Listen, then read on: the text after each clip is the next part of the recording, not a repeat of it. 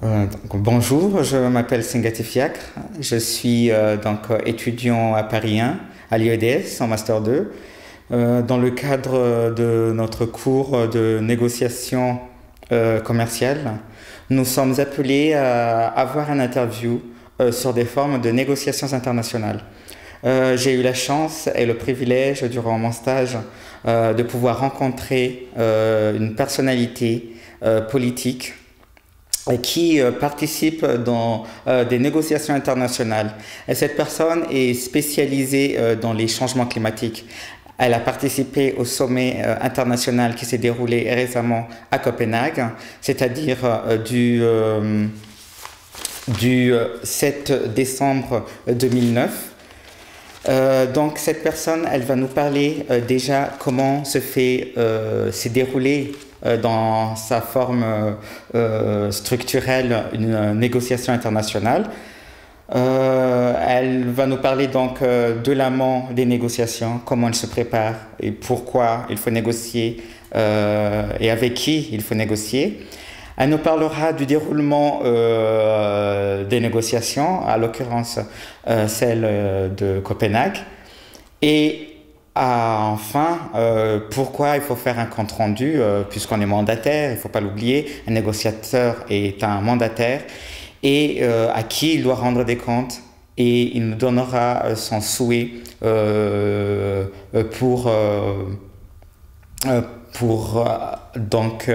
atténuer les contraintes pour des négociations futures. Donc je suis actuellement à Caux en Suisse. Cette interview se déroule dans les locaux du Caux Palace et donc je vais laisser Monsieur Abdou Sané, qui est député, se présenter. Merci. Bonjour. Bonjour. Je vous remercie premièrement pour d'avoir accepté de me parler du moins de ces négociations dans le cadre de mes recherches. Donc, dans un premier temps, je vais vous demander de vous présenter. Oui, je m'appelle Abdou Sané, donc je suis du Sénégal. J'ai comme fonction présentement, je suis député à l'Assemblée nationale du Sénégal. Et au niveau de l'Assemblée nationale, j'occupe la fonction de vice-président du groupe parlementaire libéral et démocratique, qui est le groupe de la majorité. En dehors de cette fonction, je suis également le président du réseau des parlementaires sénégalais pour l'habitat,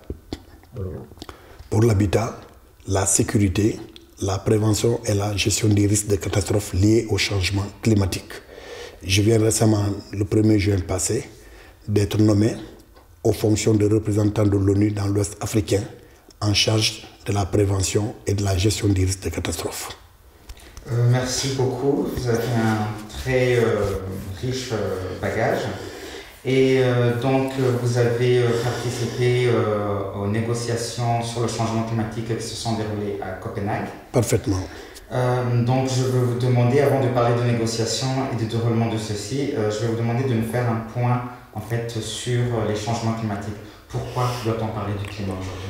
Oui, on doit parler du climat aujourd'hui comme on devait en parler depuis hier en termes de prévention, parce que la situation dans laquelle nous sommes aujourd'hui devient de plus en plus préoccupante et de plus en plus précaire pour nous et pour surtout les générations à venir. Qu'est-ce qui se passe aujourd'hui?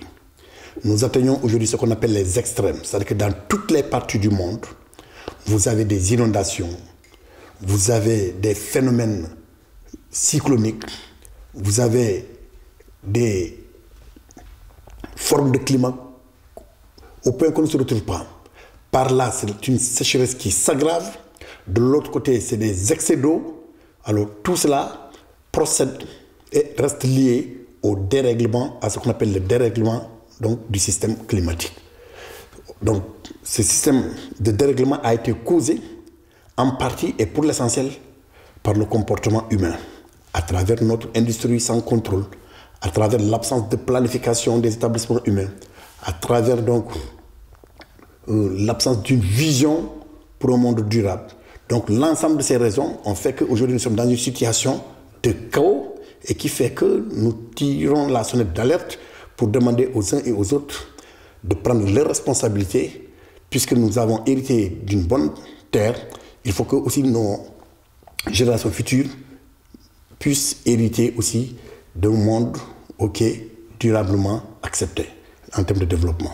Donc, c'est ce qui fait qu'aujourd'hui, c'est une urgence pour toute la communauté internationale de se mobiliser en vue de trouver des solutions pour un développement durable de ce monde dans lequel nous vivons aujourd'hui. Alors, comme toute forme de négociation, le lieu est important. Pourquoi Copenhague et pourquoi pas, par exemple, au Texas ou ailleurs en Afrique? Pourquoi? Bon, en réalité, pour ce qui est des choix, ce n'est pas forcément un mérite lié à un individu ou à un pays. Dans la tradition onusienne, on fait tout pour être itinérant. C'est-à-dire qu'à chaque fois, par exemple, si vous voyez le nom de Kyoto, le protocole, à ses débuts c'était au Japon. Cette fois-ci, on quitte l'Asie, on vient en Europe. Ensuite, en octobre, les gens vont aller à Mexico, en Amérique. Vous voyez ce que ça fait. Alors, donc, je crois que ce n'est pas tellement une chose à enjeu, mais de façon générale, les pays nordiques, à l'instar de Copenhague, sont considérés comme des pays de référence en matière donc de politique environnementale. Et donc, je crois que c'est pour leur rendre un vibrant hommage que des sommets de ce niveau ont pu certainement être donc accordés à ces pays en termes de terres d'accueil pour réunir l'ensemble des délégués du monde et discuter, parce que ça aussi, cela fait rayonner un pays, cela redore le blason d'un pays et cela est toujours aussi considéré par ceux qui accueillent comme un grand succès diplomatique. Et je crois que Danemark, Suède, Finlande, Norvège sont des pays de référence aujourd'hui en matière de politique hardie de protection de la nature. Alors, pourquoi alors, quels étaient les objectifs de ces négociations Oui, les objectifs étaient très simples. Il y a ce qu'on appelle les gaz à effet de serre. Ces gaz à effet de serre sont émis pour l'essentiel par un certain nombre de choses, dont les unités industrielles pour l'essentiel. Alors il était question donc de réunir l'ensemble de la communauté mondiale et de voir, en s'inspirant du protocole de Kyoto, dans quelle mesure on pouvait faire des efforts à l'échelle nationale en vue de réduire le niveau de pollution et donc réduire la possibilité de réchauffement climatique. C'est donc tout tourne autour de ça. Donc des pays comme la Chine, par exemple, qui sont de gros pollueurs, l'Australie avec son charbon, gros pollueur, l'Inde, gros pollueur, les États-Unis, gros pollueur, ce sont pratiquement ces pays qui sont interpellés. Donc on voulait simplement leur demander d'accepter de revoir à un niveau acceptable le taux de pollution. Puisque on a constaté que si les températures actuelles de 2 degrés C sont toujours maintenues ou se renforcent, nous allons vers la catastrophe. Et ces pays sont suffisamment sensibilisés.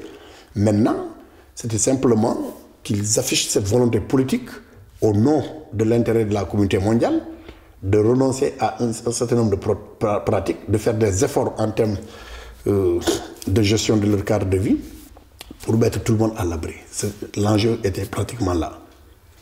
Donc vous, en tant que négociateur, donc vous avez été mandaté. Qui vous a mandaté? Et puis, quels moyens humains disposez-vous pour atteindre ces objectifs que vous avez cités? Non, il n'y a pas de mandat individuel. Donc, ce sont les nations qui sont parties, donc les États dans leur souveraineté. Donc, le Sénégal était parti sous la tutelle du ministère donc, de l'Environnement. Donc, c'est le ministère de l'Environnement qui était le porte-voix. Donc, je faisais partie des membres de cette délégation.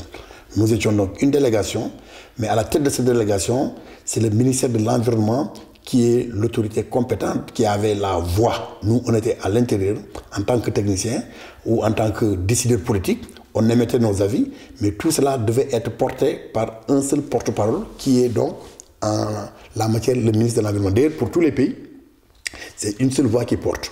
Ensuite, n'oubliez pas que les chefs d'État en personne sont donc venus. Et donc, c'est les voix les mieux autorisées. Donc Obama est venu, mon président Abdoulaye Wade aussi est venu. Donc les présidents de plusieurs pays sont donc venus. Et c'est les voix les plus autorisées parce qu'en matière de décision, ils ont le dernier mot, donc ils ont donc parlé. Alors donc, nous, Pourquoi nous nous sommes surtout mobilisés? Parce que nous avons pensé que nous, Africains, Amérique latine et Asie du Sud, sans être de grands acteurs dans la pollution, malheureusement, nous sommes les premiers à payer le prix pour lequel nous ne sommes pas responsables. Donc nous étions des innocents qui devons payer les conséquences de ces pollueurs. Et c'est à ce titre que nous avons dit, essayons, au nom du principe de la communication, de l'échange, de la compréhension mutuelle, de voir si nous sommes en mesure de convaincre les autres pour qu'ils comprennent que, au nom de la solidarité internationale, ils doivent prendre en compte nos préoccupations de manière à nous mettre à l'abri de ces catastrophes dont nous vivons et dont nous n'avons pas les moyens de nous prévenir. Donc c'est dans ce cadre précis que la participation africaine doit être comprise, de même la participation de l'Asie du Sud et de l'Amérique latine. Donc en parlant justement de l'Afrique, comment avez-vous construit en fait, les propositions? J'imagine que vous avez préparé en amont les négociations. Donc est-ce que vous les avez préparées en tant que Sénégalais ou vous êtes approchés, vous êtes regroupés en tant qu'Africains pour faire porter vos propositions et votre poids Bon, ce qui s'est passé réellement, voilà. Avant donc Copenhague, plusieurs rencontres ont eu lieu. Pour ce qui est donc de l'Afrique. Donc plusieurs rencontres ont eu lieu. L'objectif de ces rencontres, c'était quoi? C'était de dire une Afrique, une voix. One Africa, one voice. C'était ça la théorie. Mais vous savez, les États ne pourront jamais se débarrasser de ce qu'on appelle les intérêts individuels. Donc, de façon générale, on pensait que l'Afrique était capable de parler d'une même voix parce que nous vivons la même difficulté. Or, à l'intérieur de l'Afrique, il y a aussi une certaine diversité. Si vous prenez par exemple les pays comme l'Afrique centrale, leur préoccupation c'est la protection de leurs forêts dans la zone du Congo. C'est le bassin du Congo. Si vous prenez les pays sahéliens, leur problème c'est quoi? C'est cette désertification. Si vous prenez aussi les autres pays qui sont des pays insulaires, côtiers, leur problème c'est quoi? C'est cette menace liée à l'érosion côtière et marine. Donc en réalité, on voulait parler d'une même voix au nom de l'Afrique, mais dans le cadre d'une Afrique aussi dont les problèmes sont divers. Et ce qui a fait que par moments ça n'a pas été très facile. Et l'autre élément sur lequel je veux aussi attirer, et c'est un point de vue personnel, j'ai toujours évité personnellement de penser que les négociations sur cette forme peuvent être efficaces. Pourquoi? Parce que lorsque vous venez unis pour une même voix, vous installez aussi la peur chez les autres et vous les poussez eux aussi à avoir votre unité là, ce que ça peut représenter pour vous.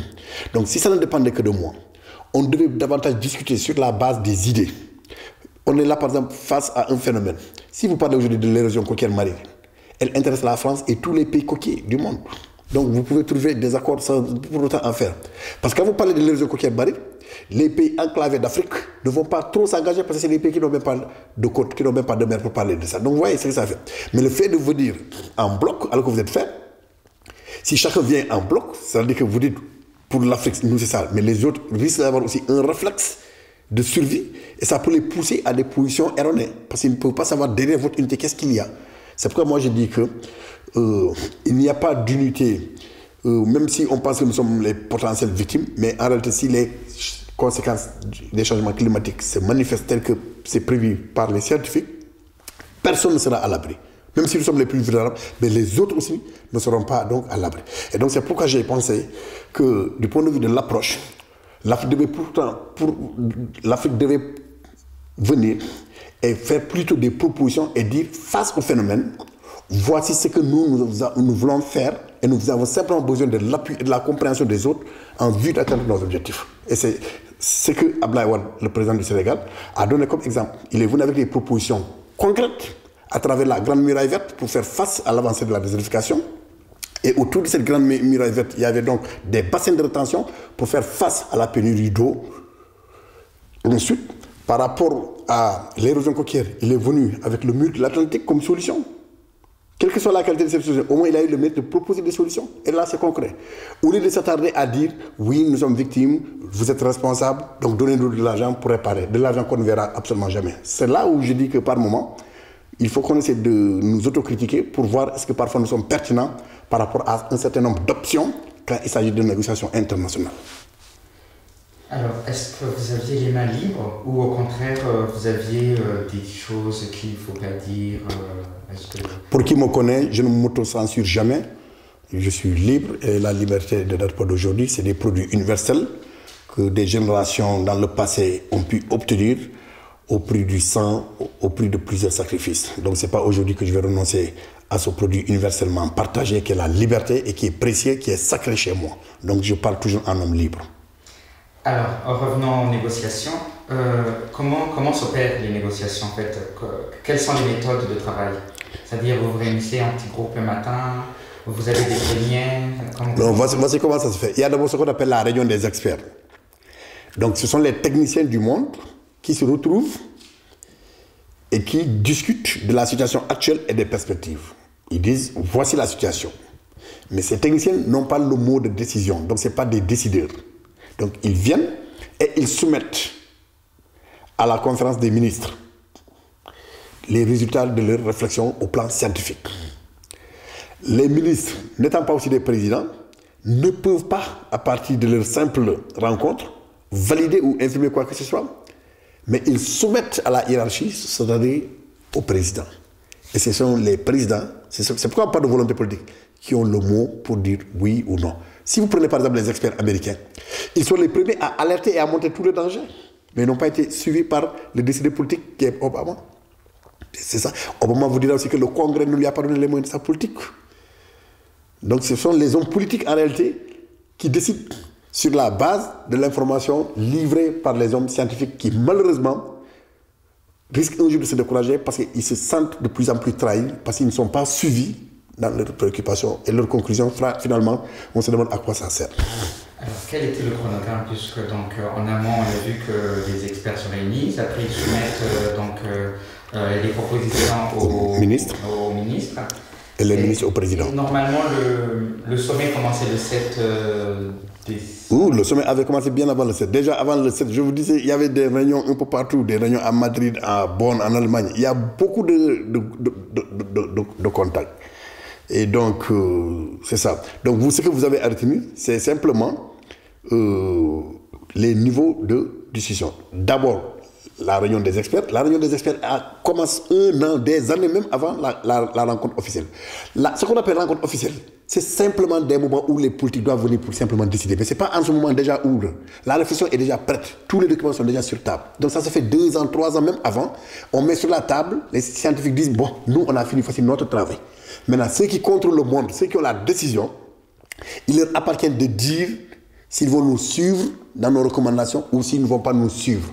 Et donc les techniciens sont juste à côté. Quand l'homme politique les appelle pour leur dire, bon, ça, ce que vous avez dit là, c'est pas possible. Qu'est-ce que je peux proposer à défaut de tout prendre une moitié? Donc ils sont là juste pour assister les politiques, mais ils ne décident pas. Donc d'abord la réunion des experts qui, elle, donc, a lieu des années, des mois bien avant Copenhague.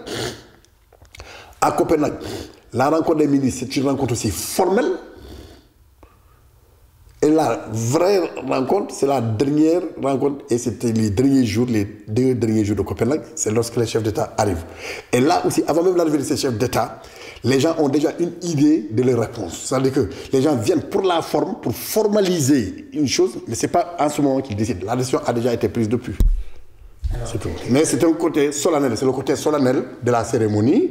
Vous avez vu même à Copenhague, on a filmé le vol de l'avion d'Obama depuis son décollage jusqu'à Copenhague. Et d'avance, on savait que c'était, il venait et il ne pouvait pas prendre de grandes décisions.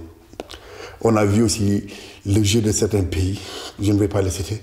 On connaissait leurs réponses, mais ils sont venus simplement pour le côté solennel. Ils viennent et puis c'est des blocages et puis chacun part. Parce que, pourquoi je dis que c'est un blocage? Quand vous arrêtez des mesures sans qu'elles soient contraignantes, c'est la meilleure façon de dire que chacun fasse ce qu'il veut. Vous venez, je dis, votons tel, je suis d'accord pour ça, mais personne n'est obligé à le faire. On n'oblige personne à le faire, entre nous. Mais puisque c'est des négociations, alors pourquoi il y a ces blocages? Quelles sont les contraintes pendant les négociations? Non, c'est parce que les gens passent d'abord à leur intérêt personnel. Par exemple, vous prenez un pays comme la Chine. Ils vous disent d'abord qu'ils sont très nombreux. Ils ont des préoccupations. Et c'est un pays émergent. Donc pour eux, ce que nous voulons leur demander, c'est synonyme de réduction de leur potentiel industriel. Et c'est donc, ils ont peur de perdre des points en termes de décollage économique. C'est un pays émergent. Donc pour eux, ils viennent de décoller, il faut leur donner aussi le temps d'asseoir un développement solide pour pouvoir concurrencer les autres. Pour les autres, s'ils ralentissent, la Chine va les... Et si la Chine ne suit pas, donc la Chine va les rattraper. Donc, il y a une course folle pour le contrôle du monde au plan économique. C'est ça aussi le problème, c'est l'hégémonie. L'Australie vous dit que nous n'avons qu'une seule richesse que Dieu nous a donnée, c'est le charbon.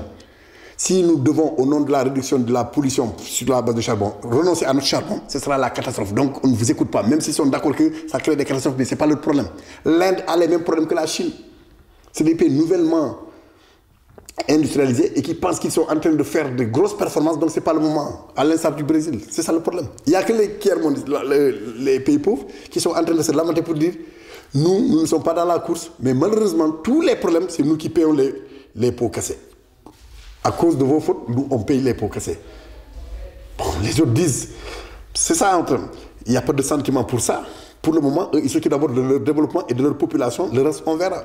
Alors qu'ils n'ont rien compris. La finalité de tout développement, c'est de mettre l'homme heureux, c'est de rendre l'homme heureux. Il ne sert à rien de développer des formes de développement qui menacent la survie même de l'homme pour qui ce développement est destiné. Ça n'a pas de sens. Mais malheureusement, c'est un problème aussi d'approche parce que les hommes politiques, ils ne raisonnent jamais à l'échelle de l'humanité, mais ils raisonnent à l'échelle de leur mandat. Je suis élu pour 5 ans et je veux être réélu pour 5 ans. Si je prends telle décision, je vais avoir le lobbying industriel contre moi, je vais tomber. Donc je me bats pour être président pour mes 10 ans. Donc les gens raisonnent par rapport à des situations conjoncturelles et non à des situations structurelles. C'est malheureusement ça. Alors, puisque vous avez été mandaté par votre pays, comment se fait l'épilogue après les négociations? À qui donnez-vous, à qui faites-vous le compte rendu et comment le faites-vous? En réalité, nous, on ne peut pas faire de compte rendu. Parce que quand vous allez à des négociations où votre président lui-même est parti et a pris une décision, vous allez rendre compte à qui? Vous prenez acte de la décision simplement du président. C'est les présidents qui ont les derniers mots. Donc votre président vient, il dit je suis pour ça. C'est tout. Donc finalement, au lieu que. Parce qu'on aurait compris que si c'était nous qui décidions et que les autres nous attendent à la maison. Mais vous avez le ministre qui est là-bas. Vous avez votre président qui est là-bas. Quand ils entrent même dans la salle, vous n'avez même pas le droit d'entrer parce que c'est une salle des présidents d'abord. C'est une affaire des présidents. C'est eux qui sortent pour vous rendre compte au contraire. Donc vous, en tant que technicien, finalement, vous attendez simplement la réponse des présidents. Les présidents disent, bon, on n'est pas tombé d'accord, donc vous prenez ça comme résultat. C'est terminé, c'est ça un résultat. Donc vous rentrez chez vous. Avant même de rentrer chez vous, quand c'est un président qui décide, l'information est déjà relayée par la presse. Avant que vous n'arriviez chez vous, tout le monde est au courant. Avec l'Internet et avec tout ce qu'on a aujourd'hui comme opportunité en matière de communication, les gens sont déjà au courant. Et malheureusement, nos voix ne comptent pas aussi. Les voix de tous les Africains ne comptent pas. La réponse par rapport à cette situation, c'est les pays industrialisés. C'est l'Amérique, c'est la Chine et c'est l'Union européenne. C'est eux qui ont pris le monde aujourd'hui en otage. Nous autres, entre nous, on vient, on émet les idées. Et si ça ne parlait que de nous, on aurait dit oui, mais c'est parce qu'on ne pèse pas que pratiquement nous sommes, comme qui dirait, des figurants. Voilà, on est venu constater. C'est la réponse de ces puissances qui constitue la réponse définitive par rapport à la préoccupation du moment, qui est, comprenons que nous devons protéger notre terre pour la léguer dignement aux générations à venir. Alors, pour terminer, dernière question. Est-ce que vous avez un souhait pour comment devraient s'améliorer de telles négociations? Qu'est-ce qui pourrait être changé pour que... Ce n'est même pas un souhait, parce que le souhait renvoie à l'inspiration d'ordre métaphysique. C'est une exigence. Le monde, encore une fois, ne nous appartient pas. Cette terre ne nous appartient pas. Elle n'appartient à personne. L'histoire géologique est plus complexe que ça. C'est des milliards et des milliards d'années qui sont passées pour la construction de cette terre. Nous sommes juste des locataires. Nous sommes venus pour un temps limité. Nous partons et c'est d'autres locataires qui vont venir occuper. Donc quand vous quittez une chambre d'hôtel, il ne faut pas la brûler. Dites-vous que vous êtes passé par là parce que la chambre existe.